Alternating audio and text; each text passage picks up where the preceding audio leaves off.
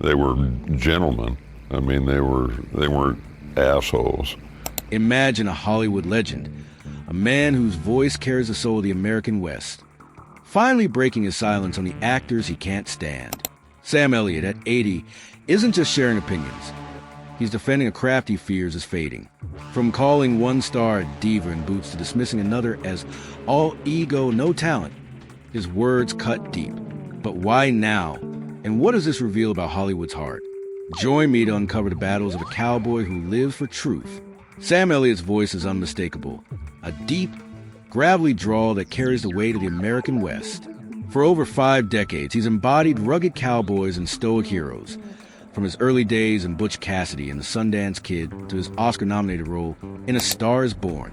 At 80, Elliott remains a Hollywood icon, revered for his authenticity and no-nonsense demeanor. But beneath that weathered exterior lies a man with strong opinions, especially about his fellow actors. In a rare moment of candor, Elliott has broken his silence, naming 7 actors he found challenging to work with, from divas in boots to egos that outshine talent.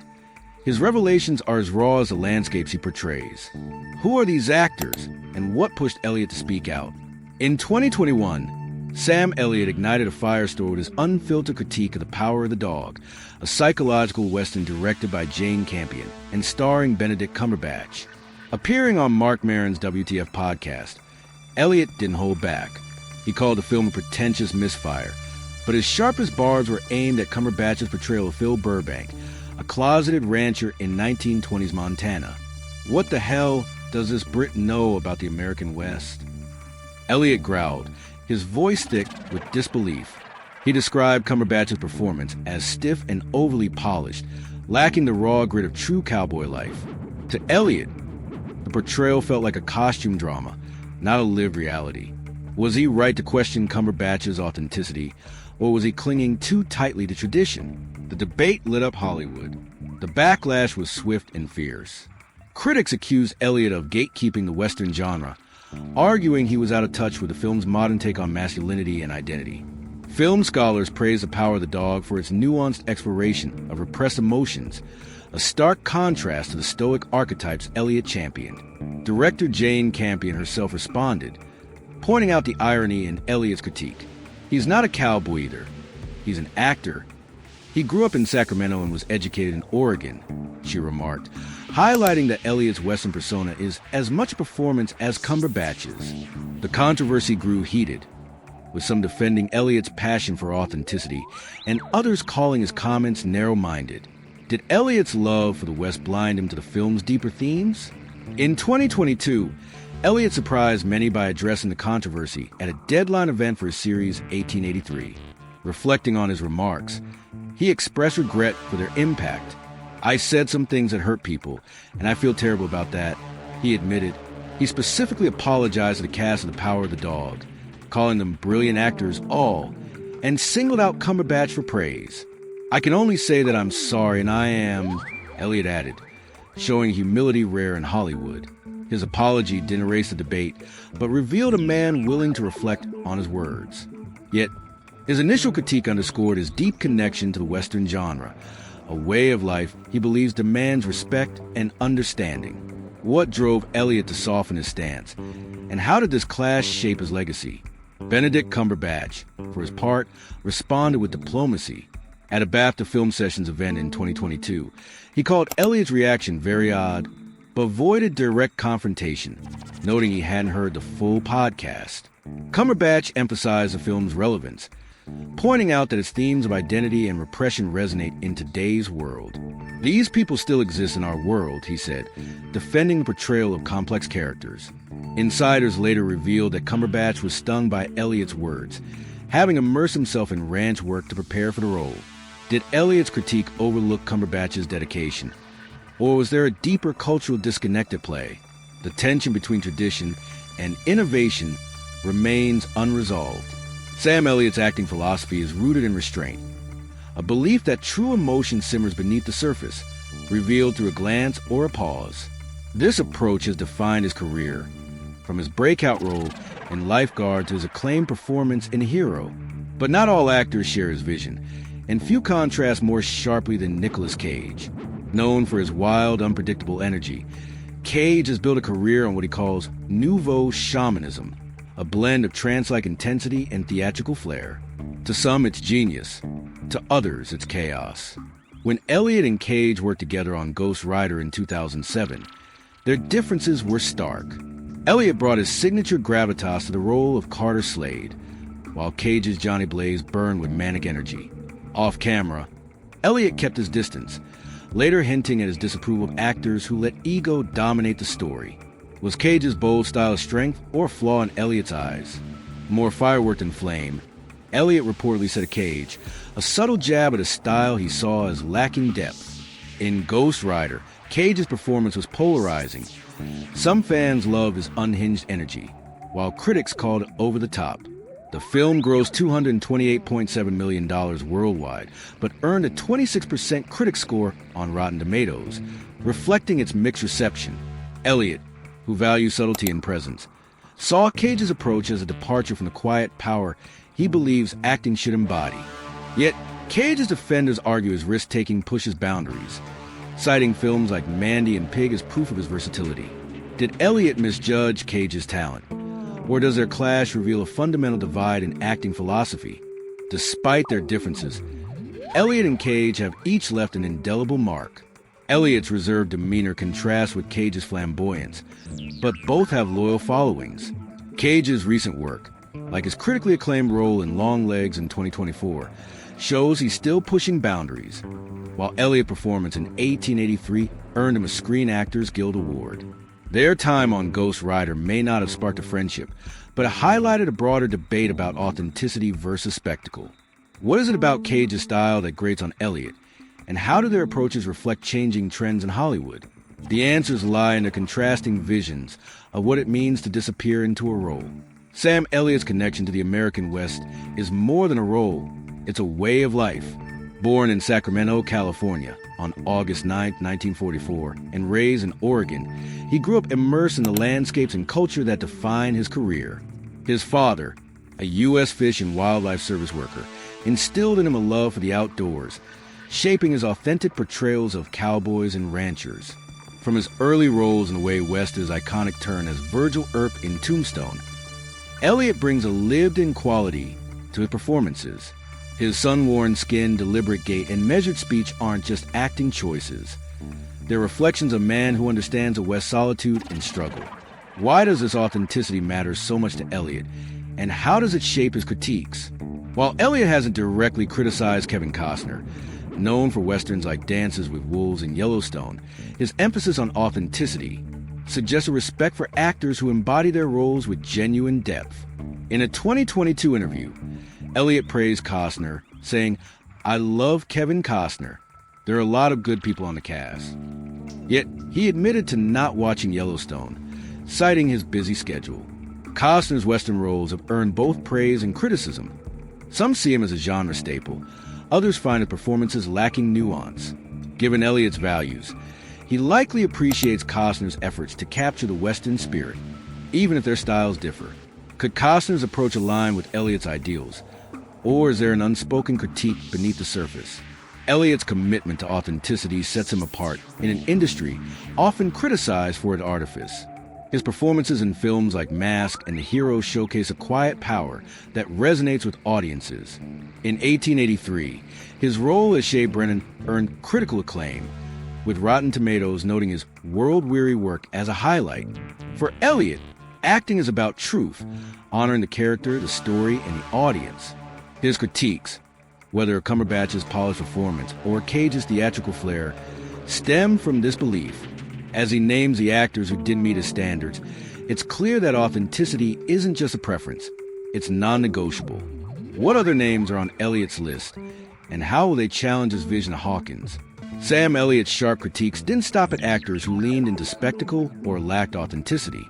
His disdain ran deeper, especially when it came to those who, in his eyes, failed to grasp the soul of the roles they took on, particularly within the Western genre he held sacred. Born in Sacramento and raised in Oregon, Elliott grew up steeped in the rugged landscapes and stoic traditions of the American West. His performances, from Tombstone to 1883, carry a lived-in truth that feels like it was forged in the dust and silence of the frontier. When Kevin Costner stepped into cowboy boots for Wyatt Earp in 1994, and later became the face of Yellowstone, Elliott saw something far removed from the West he knew. To him, Costner's portrayal was all gloss and no grit, a Hollywood version of ranch life where the boots stayed clean and the dialogue flowed too smoothly. It wasn't the West a hard-won survival. It was a fashion shoot with a Stetson. If Costner's polished approach to Westerns irked Elliott, Jared Leto's method acting was an entirely different kind of offense. Leto, with his immersive techniques and boundary-pushing antics, embodied everything Elliott loathed about modern acting trends. Known for staying in character off-camera, Leto made headlines during Suicide Squad in 2016 by sending unsettling gifts, like live rats, to his co-stars to channel the Joker's chaotic energy. While some hailed this as a bold commitment to the craft, Elliott saw it as unnecessary theatrics. What could possibly drive an actor to such extremes, and why did it rub Elliott the wrong way? Acting isn't about creating a spectacle, he reportedly said in a private conversation. It's about disappearing into the truth of the character. To Elliott, true emotion came from within, not from props or stunt designed to shock. Leto's approach, in his view, was less about craft and more about generating headlines. A far cry from the quiet, internal performances Elliott championed in films like The Hero and A Star is Born. The broader industry has also questioned Leto's methods, with actors like Will Poulter in 2022 calling out method acting that creates an inhospitable environment, suggesting Elliott wasn't alone in his disapproval. Though Elliott and Leto never shared a set, their paths nearly crossed on a project in the early 2010s. When Leto's casting reshaped the film, Elliott quietly stepped away. No press release, no drama, just a silent exit that spoke volumes. His withdrawal wasn't about ego, it was about principle. For a man who sees acting as sacred ground, sharing space with someone whose methods he viewed as performative was unthinkable. Leto's Oscar win for Dallas Buyers Club in 2014 and his cult following didn't sway Elliott. To him, acting was about humility and restraint, not about drawing attention to the process. Was Leto's approach a bold evolution of the craft, or was Elliott right to see it as a departure from its core? The debate continues to divide Hollywood, with figures like Mads Mikkelsen in 2022 dismissing method acting as bulls, echoing Elliott's sentiment. When Ashton Kutcher joined the cast of The Ranch in 2016, it wasn't just a meeting of two actors, it was a collision of worlds. Kutcher, fresh from sitcom stardom on that 70s show and romantic comedies like No Strings Attached, brought a light-hearted energy that clashed with Elliott's serious, grounded approach. But was this clash purely professional, or did it stem from a deeper philosophical divide? On set, Elliott remained professional, delivering his lines as Bo Bennett with the same gravitas that had defined his decades-long career. Yet, there was an undeniable tension, subtle but ever-present. Crew members noticed Elliott's quiet disapproval, a shake of the head, a narrow glance. One insider recalled hearing him mutter, "He's a decent guy, but no real actor." It wasn't malice, it was principle. For Elliott, acting was a sacred craft, one that demanded depth and authenticity. Kutcher's performance, while charming and crowd-pleasing, didn't meet that standard in his eyes. The Ranch ran for 4 seasons, becoming a hit for Netflix with its blend of humor and family drama. But Elliott's presence was often cited as its anchor, lending credibility to a show that some critics, like those at IndieWire in 2016, called off-putting and facile despite his standout performance. Sam Elliott's voice has always been more than a sound. It's a presence, a weight that carries the grit of the American West with every syllable. At 80, he's a Hollywood legend, a man who spent decades defending the soul of storytelling against what he sees as an industry drifting toward flash over substance. In parts 1 and 2, we explore the critiques of actors like Benedict Cumberbatch, Nicolas Cage, Kevin Costner, and Jared Leto, each clash revealing his fierce dedication to authenticity, especially in the Western genre he holds sacred. Now, in this final act, we uncover his tensions with Ashton Kutcher, director Jane Campion, and his once close friend Jeff Bridges. These stories, woven with emotional depth and philosophical divides, bring closure to Elliott's legacy while asking, what's the cost of standing firm in a world that's always changing? When Sam Elliott stepped onto the set of the ranch in 2016, he brought the same weathered gravitas that defined his career from Tombstone to 1883. Opposite him was Ashton Kutcher, a star forged in the fires of sitcoms like that 70s show and romantic comedies like No Strings Attached. Their collaboration wasn't just a meeting of actors. It was a collision of eras. Kutcher's light-hearted, crowd-pleasing energy, honed through one-liners and viral fame, clashed with Elliott's belief that acting demands depth, a lived-in truth that can't be faked. Publicly, Kutcher was all praise, calling Elliott a mentor and gushing about the privilege of working with a legend in a 2017 Twitter exchange. But behind the scenes, Elliott wasn't convinced. He's acting like a guy who saw acting on YouTube, he reportedly muttered to a friend, a comment not born of malice but principle. To Elliott, acting wasn't about charm or popularity. It was about wrestling with a character's truths, embodying their struggles. Kutcher's approach, while entertaining, lacked the weight Elliott demanded of storytelling. Yet, he never let it become personal. No sabotage scenes, no refused interactions. Just a quiet shake of the head, a narrow glance that said more than words. Crew members felt the tension, subtle but constant, like a desert wind. In an industry increasingly driven by trends, Elliott saw himself as a guardian of the old code, discipline, depth, authenticity.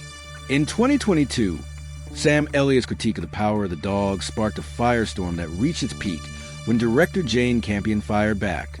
On Mark Maron's WTF podcast, Elliott called the film a pretentious misfire, questioning Benedict Cumberbatch's cowboy portrayal and, more pointedly, Campion's legitimacy as a New Zealand filmmaker tackling the American West. To him, the film's stylized take missed the raw, unforgiving reality of cowboy life, a betrayal of the genre's soul. Campion, accepting the top honor at the Directors Guild of America Awards, didn't hold back. With surgical precision, she called Elliott a little bit of a jab that stunned the audience and echoed his own cutting on-screen delivery. It wasn't just a personal retort. It was a defense of her craft, her vision, and her right to reimagine the Western. Campion accused Elliott of gatekeeping, suggesting his discomfort stemmed from the film's exploration of repressed masculinity under a woman's direction, a charge that carried hints of sexism. He's not a cowboy, he's an actor, she said flatly, striking at the heart of Elliott's persona. The industry buzzed, with outlets like Variety reporting the clash as a reckoning between old Hollywood values and a new era of inclusive storytelling. For Campion, Elliott's critique wasn't about craft but control, an attempt to preserve a male-dominated genre. Elliott didn't respond publicly, but insiders say he stood firm, unmoved by the backlash. His principles, rooted in a belief that the West demands lived experience, not just artistic license, remain non-negotiable, even if they cost him goodwill in Hollywood's elite circles. The rift wasn't just a disagreement. It was a philosophical chasm, showing that Elliott's passion for authenticity extends beyond actors to directors, no matter their acclaim. But perhaps the most poignant chapter in his story isn't about conflict, it's about loss. Sam Elliott's journey is a testament to living by principle in an industry that often rewards compromise. His critiques of Cumberbatch's polish, Cage's theatrics, Costner's gloss, Leto's stunts, Kutcher's charm, and Campion's vision aren't just opinions. They're a defense of craft he sees as sacred. His falling out with Bridges reveals the personal cost of that stance, a reminder that even the strongest bonds can fray under the weight of change. Yet, Elliott remains a beacon of authenticity, a cowboy in a world of costumes. To understand the contrast, let's look at Kevin Costner, a figure Elliott critiqued but whose empire offers lessons in navigating Hollywood. With a net worth of $250 million in 2025 per Celebrity Net Worth, Costner's wealth spans acting, producing, and investments. His real estate includes a $28 million Aspen estate with a private lake, a Santa Barbara ranch, and a Carpinteria home. He drives classics like a 1970s Mercedes-Benz 450 SL and a 1960s Jaguar Escape, alongside a Tesla Model S, and travels via Dassault Falcon 50 jet. Through TIG Productions, he's financed films, while his stakes in the British Columbia resort and restaurants bolster his portfolio. His oil and water separation technology, used in the 2010 Deepwater Horizon cleanup, shows his entrepreneurial reach. likely backed by comprehensive insurance. Costner's diversification, unlike Elliott's traditional path, teaches the value of adaptability, ensuring stability in a volatile industry. Both men respect their craft, but Costner's evolution contrasts with Elliott's steadfast roots. What does it mean to stay true in a world that's always shifting? Sam Elliott's story challenges us to wrestle with that question. His legacy isn't just in his roles, but in his refusal to bend, even when it costs him friends, favor, or fame. Share your thoughts on Elliott's critiques in the comments. Do you agree or see it differently? Like, share, and subscribe for more Hollywood stories. Thank you for watching, and until next time, keep searching for the truth behind the screen.